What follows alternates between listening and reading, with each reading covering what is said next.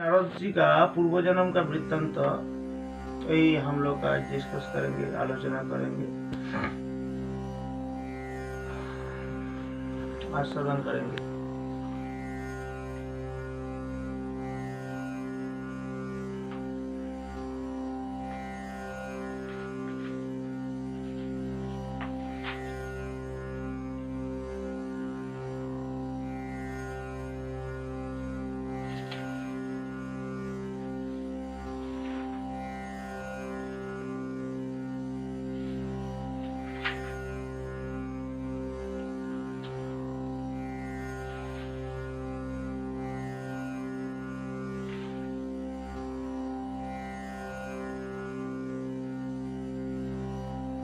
नारद जी ने व्यासदेव जी को कहा, मुने, पिछले कल्प में अपने पूर्व जीवन में मैं वेदवादी ब्राह्मण को एक दासी का लड़का था।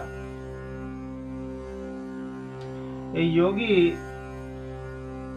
वर्षा ऋतु में एक स्थान पर चातुर्मास्य कर रहे थे।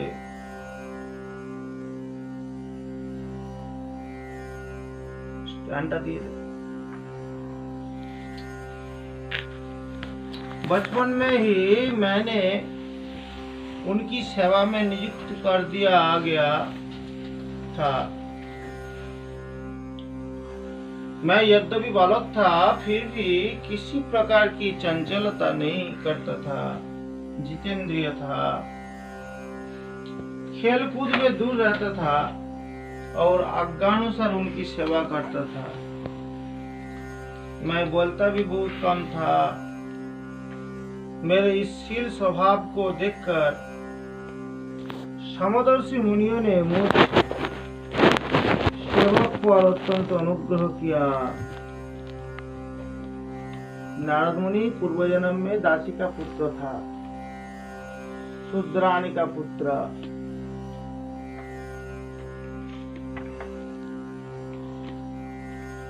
नारद मुनि का माता एक ब्राह्मण का घर में काम करती थी।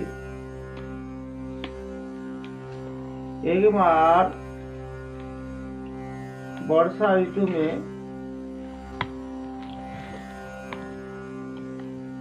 चातुर्मास व्रत करने के लिए कुछ संत लोग वही ब्राह्मण का घर में निवास करने लगा।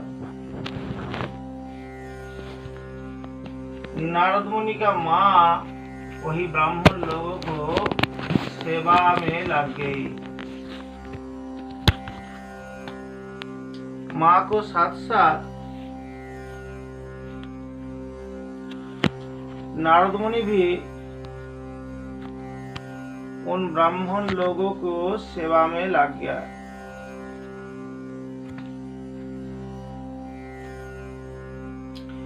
नारद मुनि का चरित्र बहुत अच्छा था। नारद मुनि बालक तो था, लेकिन उनका बहुत सारे गुण था। बालक की जैसे चंचलता उनका थोड़ा सा भी नहीं था। नारद मुनि जितेंद्रिय था और खेलकूद में उनका कोई आग्रह नहीं था। खाली सेवा में रुचि था। दूसरे को सेवा करने में नारद मुनि का बहुत रुचि था। नारद मुनि बहुत कम बोलते थे। ऐसे नारद मुनि का ऐसे सारे गुण देखकर ओ मुनियों ने नारद मुनि पर बहुत संतुष्ट था।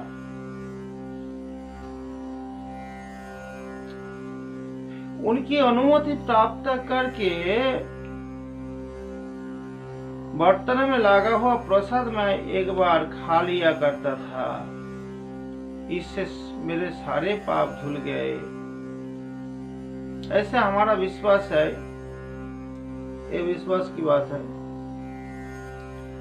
कई संत लोग को उच्छिष्ट मतलब झूठा खाने से हमारा अंदर संत जैसी गुण आ जाता। इसलिए कहा जाता भक्त पद रेणुआर भक्त पद जल भक्त भुक्ता बस से 3 महाबल। भक्त चरण की धूलि, भक्त पद रेणुआर भक्त पद जल और भक्त चरण की जो पानी और भक्ता भुक्ता वशेष, भक्तों का जो भुक्ता वशेष माने उच्छिष्ट झूठा, ये तीनों चीज हमारा आध्यात्मिक जीवन में बहुत बलदायी होते। तो नारद मुनि वही महात्मा लोगों की उच्छिष्ट खा लिया था।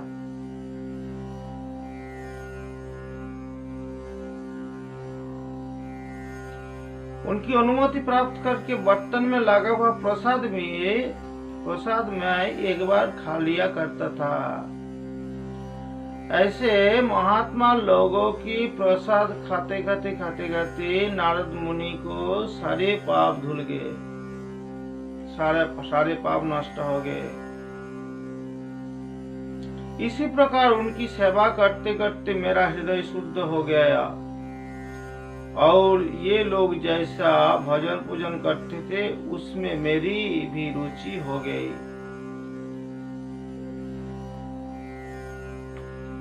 प्रसाद खाने से संत लोगों को प्रसाद खाते संत लोगों का अंदर हृदय में जो दिव्य भगवत भक्ति था, वो दिव्य भगवत भक्ति नारद जी का हृदय में संचार हो गया।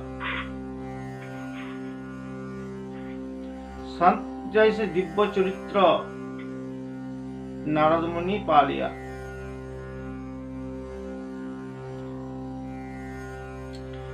प्यारे व्यास जी, उन सत्संग में उन लीला गान परायण महात्माओं की अनुग्रह से मैं प्रतिदिन श्री कृष्ण की मनोहर कथा सुना करता। वही सत्संग में भगवान का दिव्य मनोहर लीला कथा चलती थी। नारद मुनि उसको भाग लिया, वो भी वही भगवान का दिव्य चरित्र कथा सुना करते थे। श्रद्धा पूर्वक एक एक पद श्रवण करते करते प्रिय कृति भगवान में मेरी रुचि हो गई। इसलिए कहा जाता श्रवण मनन और निधिध्यासन।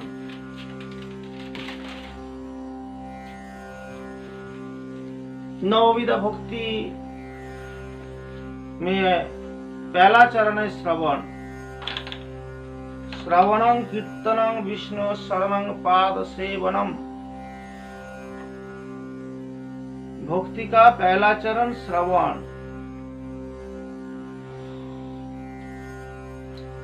श्रवण करना ही एक स्वतंत्र साधन है। केवल श्रवण करने से ही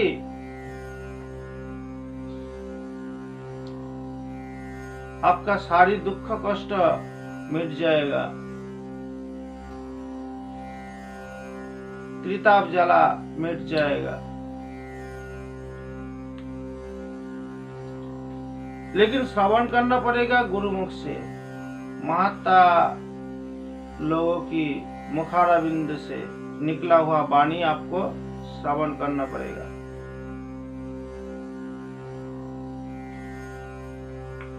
मच्चित्ता मद्गत प्राणा बोधयन्त परस्परम कथयन्तश्च मां नित्यं तुष्यन्ति च रमन्ति च। भगवान जी कहते श्रीमद् भगवद गीता में मत चित्ता, जो लोग मुझे समर्पित चित्त है, जो लोग मुझ में खुद का चित्त समर्पित कर दिया, मदगत प्राणा, जो लोग मुझ में अपना प्राण समर्पित कर दिया, वो लोग आपस में जब मेरे बारे में आलोचना करता रहता, मेरा दिव्य लीला, मेरा दिव्य वाणी के बारे में जब डिस्कस करता रहता, तो बहुत आनंद में उनका समय बीत जाता। कथयन्तश्च मां नित्यं तुष्यन्ति च रमन्ति च, और हम भी उससे बहुत आनंद पाता हूँ वही सुनकर। इसलिए श्रवण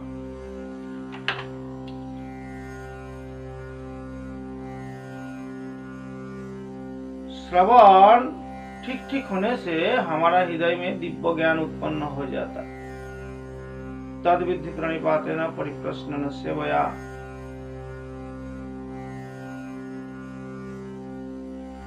उपदेक्षन्तु ते ज्ञानं ज्ञानिनस्तत्त्वदर्शिनः।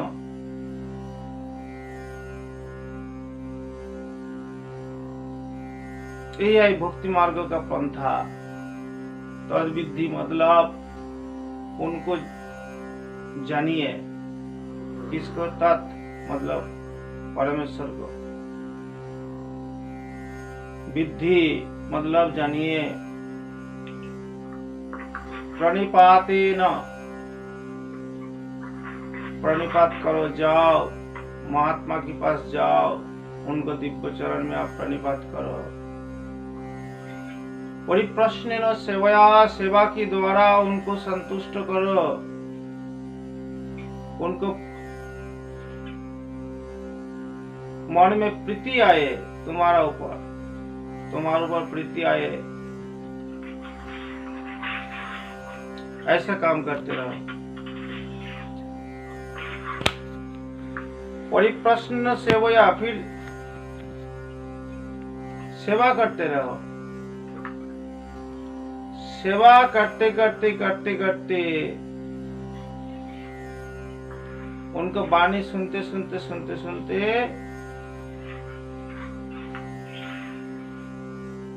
आपको हृदय में परिप्रश्न आ जाएगा। परिप्रश्न मतलब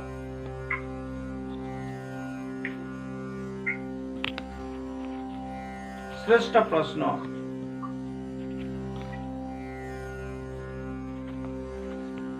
अथा तो ब्रह्म जिज्ञासा। हमारा जीवन का उद्देश्य क्या है? इस संसार में हम लोग क्यों आया हो?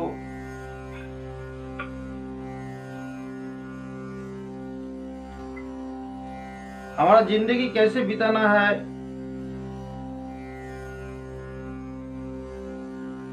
इस जीवन में इतना सारा दुख क्यों? और सारी दुख से मुक्त कैसे होना?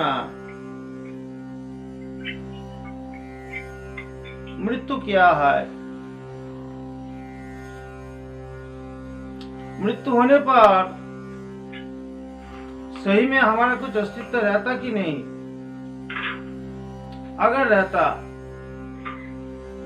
तो मृत्यु होने पर हमारा अस्तित्व कहां पड़ जाता? यही सारे प्रश्न अंदर से आता।